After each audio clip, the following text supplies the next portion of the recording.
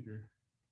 Hi, everyone. I'm going to walk through the evidence logs for you today.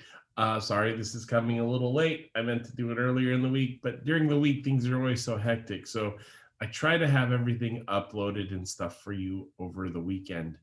But the evidence log is is one of the main foundations of our class. It's not the core, but it's pretty close to it. So let's dive in. Let me start with screen sharing. First off, it's over here, evidence log. You'll see this a lot. You'll see EL colon and then an author name and sometimes a chapter title or a chapter number. This means you're going to be writing an evidence log for somebody named Tough. Background, basically, a lot of your other teachers will tell you that you should read things more than once, and you should if you have the time. But I was never that motivated a student to read things more than once. I didn't have the time either. I was always working. I was always doing a bunch of other things. So really, I'm going to be honest with you. A lot of people don't go back and read things. What they do is they read it well the first time and they use that information that they got from it so they don't have to go back. One key aspect of that that'll help out is actually taking notes. So I use evidence interpretation logs. They're a lot like Cornell notes. You might have heard of Cornell notes in the past, but mine are slightly different. The intention of this assignment is basically showing a couple things. College English classes are at their heart introductions to data-based writing. In fact, most of your classes should be data-based, meaning you are not making stuff up. You are actually using stuff that other scholars have written or data that other scholars have produced, and you're incorporating that into your ideas. No more making stuff up. I'm also hoping to introduce you to a powerful tool in the writing process. We're going to take our notes, which we're taking now. We're going to take our notes and actually directly put them into our writing. So it actually cuts down a lot of steps if you follow along. Things that I hope for to surface, things that I want to see is I want you to show your understanding of what we're reading, especially in the interpretation or the right-hand column of the evidence log, and show where you have trouble. Again, if you have trouble, put it in the log, write it down, make it part of your process so I can see where you're having trouble and then we can deal with it. If you don't do that, then I can't help you deal with it. And then I would argue that there's probably some sort of emotional or fear-based block that's preventing you from actually working on the stuff you need to work on. All right, so the process. This goes step by step, coming to a text. So we're going to be reading something first. And notice I'm skipping stuff. I don't fully know what this says. I'm just kind of skipping because I've said it so many times. I'm assuming I don't need it because I really want to just get to the bullets here, which are the process. Download the template for the evidence log. I already have mine up and running, but here's the link for it. You click on that link, it should take you to my Google Drive, and you should be able to have it. Actually, let me click on that. Evidence log, and notice somebody did not follow the second step in the process. Let me show you. The second step is save a copy for future use. So here's what I'm going to have to do. I feel really bad. Whoever did all this work is going to lose it right now because I needed this to be empty. You are supposed to save your own copy. I feel bad, but at the same time, this person is basically giving everybody the answers to the questions, right? And we don't need that. I want you to come up with your own stuff. But this person did really well. I see some good quotes here, and then they say things like this quote is showing. This was really nice. It was exactly what was needed. They just forgot to do the second step. All right. Next step, open the text you're reading. In this case, we're reading Who Gets to Graduate. You click on that, and this is what you're getting. This article with this student right here looking all nervous and stuff. Or angry, I don't know. I think nervous. I'm reading nervous with her feet like that. And then her body language. Yeah. Okay. Start reading the article and write down passages that you think are important in the left-hand column. These passages can be things you relate to, things that explain what is going on in the article, or things that you don't understand. Again, go through your process. If you don't understand it, name it. Point it out what you don't understand.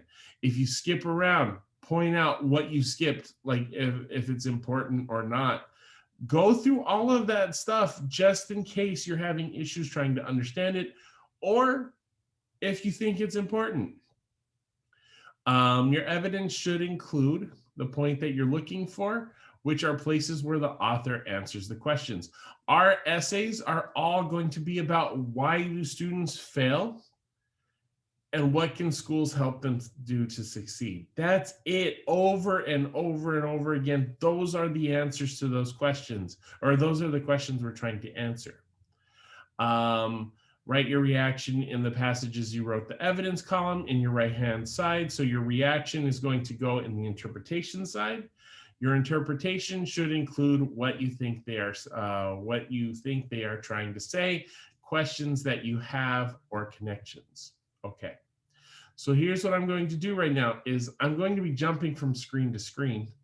In fact, I guess I'll use this one. Hopefully y'all can see it as I'm moving back and forth.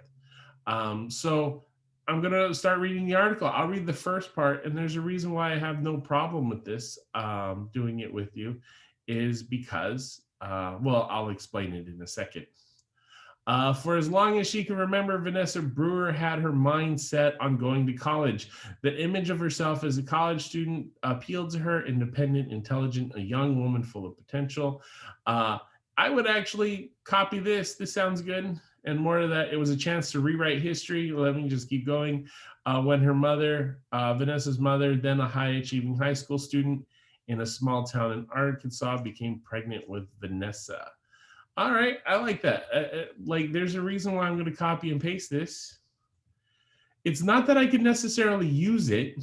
And notice I'm putting quotes around it. And I'm ending it with tough and a period. The reason why I'm writing this down is I want to point out that I relate to this. My mom dropped out of school to support her mother when her father left. She worked 2 jobs to help her brothers make it through high school. There we go. I'm connecting to this. Now, here's one of the reasons why I have no problem starting the article with you.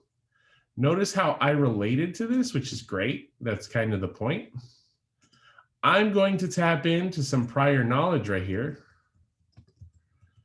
This means stuff that I already know ahead of time. This part of the essay or the article is called the hook.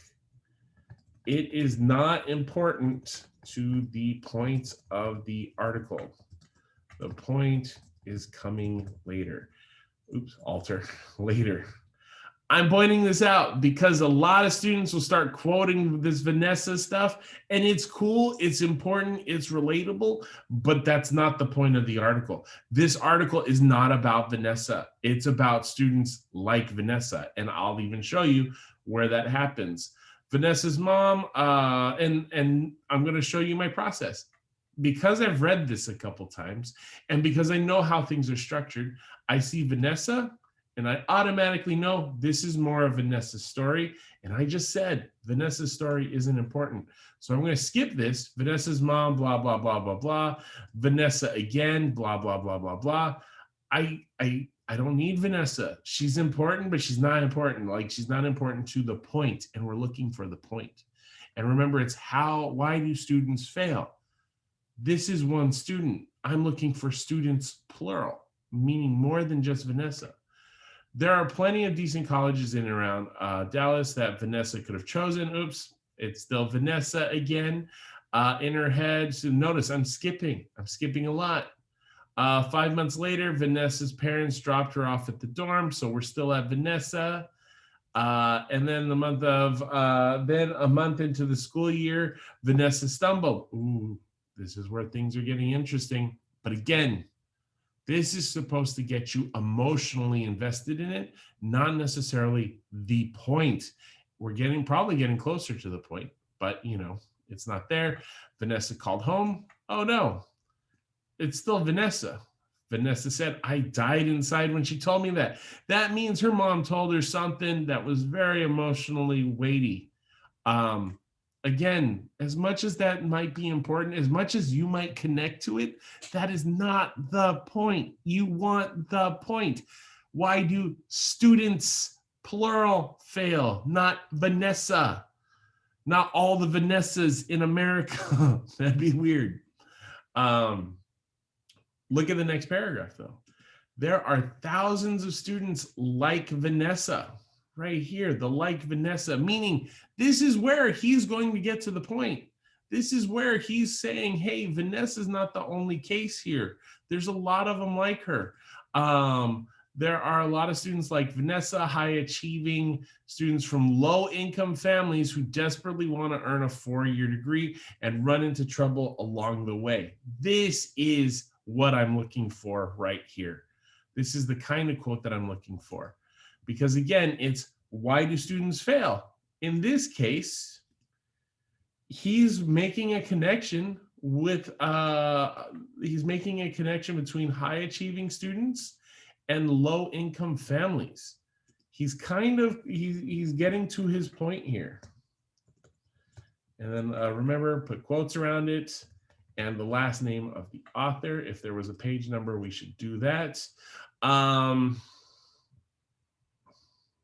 What this quote is saying is that for some reason, or actually we should write, this passage is saying that for some reason, students from low-income families seem to fail at school, even though they are super smart. And the super smart, notice I'm really focusing on this part. High achieving students from low income families who run into trouble along the way. That really means I don't need a lot of this top part, but yeah. So this passage is saying that for some reason, students from low income families run into trouble along the way. And so you go through the article like that. You just keep pulling out those answers of why do students fail? What can schools do to help them succeed? What do schools do to help them succeed? That's it. You just keep looking, anything that might connect to that. So in this case, the answer is having a low income. But that's a very broad thing. So I'm going to need more. That is the evidence log. Then after you finish that up, you post it or you send it to me via Canvas, and I will grade it. I will get to see, and by grading, it's really credit, no credit. I will get to see how much you've read, because I want to see quotes throughout, right? Like if you only do the first 3 pages, I'm going to know that you didn't read the whole thing. So I want to see quotes throughout. And Paul Tough offers solutions. So we're going to be set up, because this is the kind of essay we're writing this semester. He's going to give us a lot of the information that we need.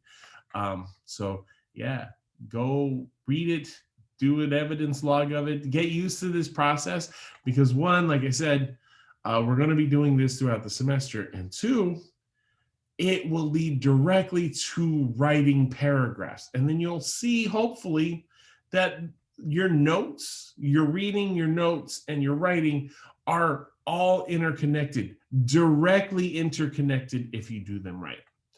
Okay, hopefully that helps. I will see you later. Bye.